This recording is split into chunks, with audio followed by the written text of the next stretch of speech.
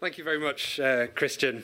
Well, thank you for inviting me. And what I'm here to talk about is a fairly general title, Improving the Passenger Experience. So what I thought I'd do is just kick off with a little bit of the data that we use to set ourselves the context for what we think needs to be improved in terms of the passenger experience, and then drill down into a couple of the issues in a bit more detail.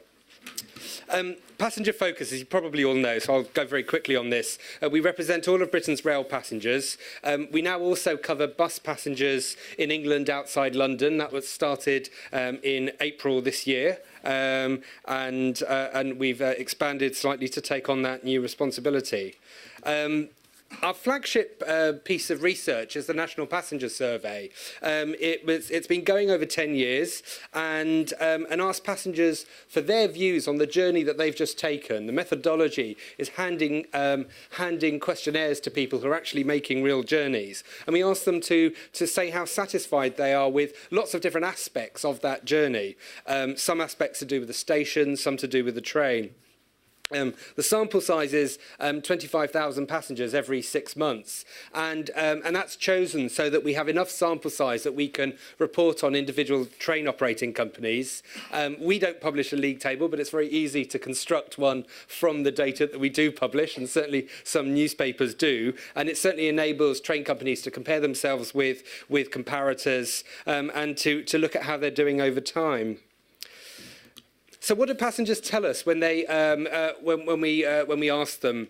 Well, the first thing is that overall satisfaction, and the question is overall, how satisfied were you with your journey? And we had 83% saying that they were satisfied in autumn 2009.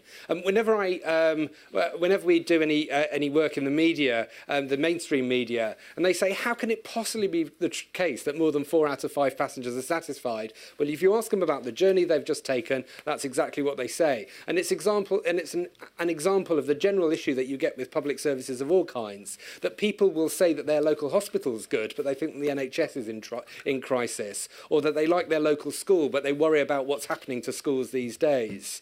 The railway is just an example of that. If you ask people about their journey today that they've just taken, 83% of them are satisfied. Systematically, women give better ratings than men, older passengers better ratings than younger, and commuters give the worst ratings, then business travellers, and then leisure travellers give the best ratings. Particularly significant is the fact that punctuality, satisfaction with punctuality and reliability has shown good recent improvement in recent years. And the highest scores were for journey time and for how a request to station staff was handled. Looking at the lowest ratings, the very worst of them is dealing with delays, and I'll come on to that in a few minutes. Train toilet facilities, value for money, facilities for car parking, and availability of staff on train. And there's a sort of a counterpoint there that availability scores tend to be low, but satisfaction with the interaction of staff tends to be relatively high. Okay, it's one thing to ask people how satisfied they are, but then the question is how important are those figures?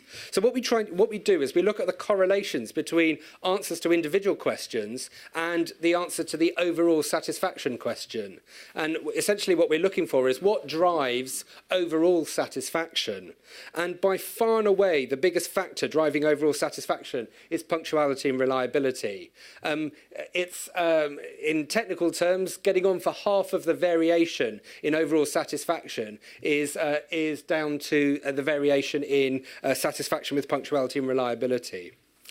So the message is, if you want to keep your passengers happy, deliver the trains on time. Deliver the promise that's in your timetable. And if you've got a choice about the things that you want to work on that are going to make a difference to satisfaction, the message here is clear. What about dissatisfaction? And it's worth acknowledging that only a small proportion of people are dissatisfied. 83% were satisfied overall. There was a small proportion that were neutral, and then a small proportion that were dissatisfied. So we're not talking about many people, but what's the factor that most correlates with that? What's the factor that drives the dissatisfaction? And it's not the fact of a delay, it's not the punctuality, which was the red segment, it's the blue segment, how the train company dealt with delays. So to sum it up, if you want to keep people happy, deliver the trains on time. If you want to piss them off, mess them around when things happen to go wrong.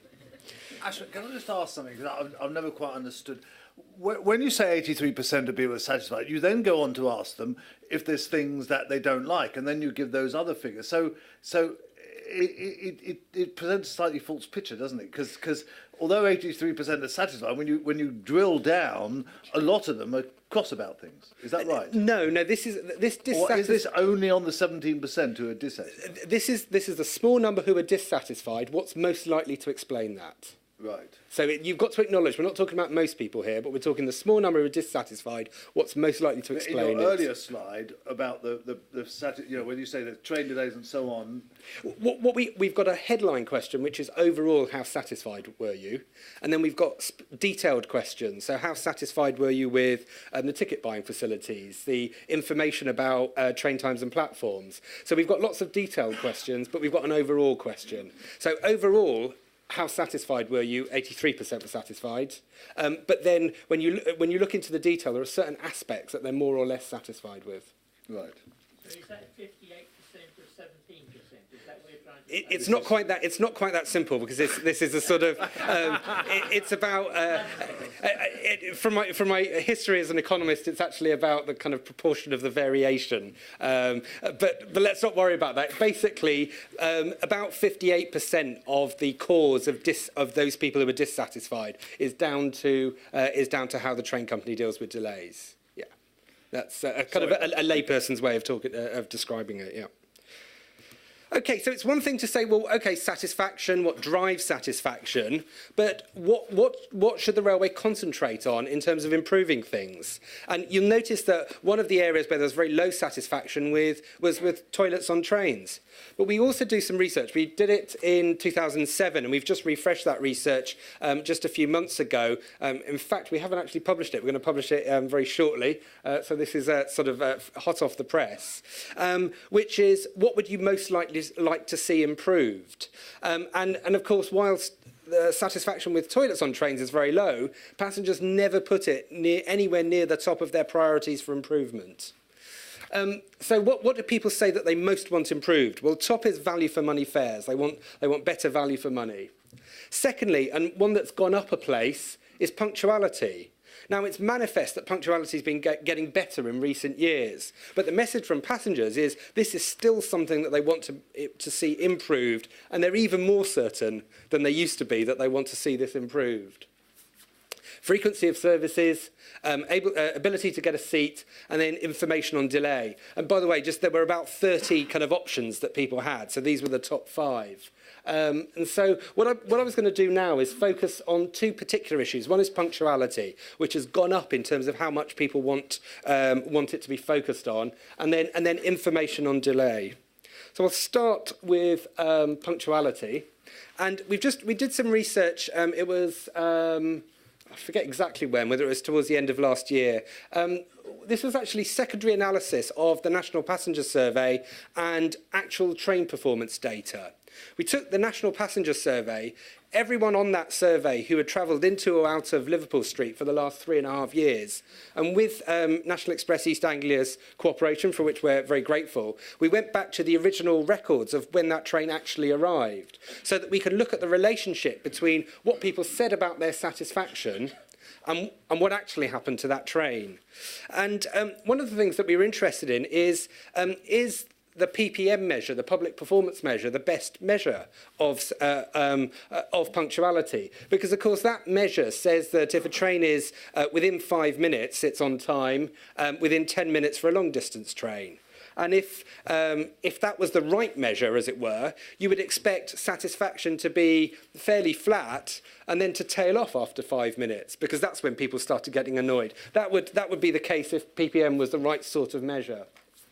So we looked at East Anglia services. We concentrated on commuters into and out of Liverpool Street. Particularly interested, we chose East Anglia because they'd had increases in their PPM score, but not increases in their satisfaction scores over that time. So what did we find, the headline findings? Well, first of all, overall satisfaction, as we already knew from the drivers' analysis, very heavily dominated by satisfaction with punctuality.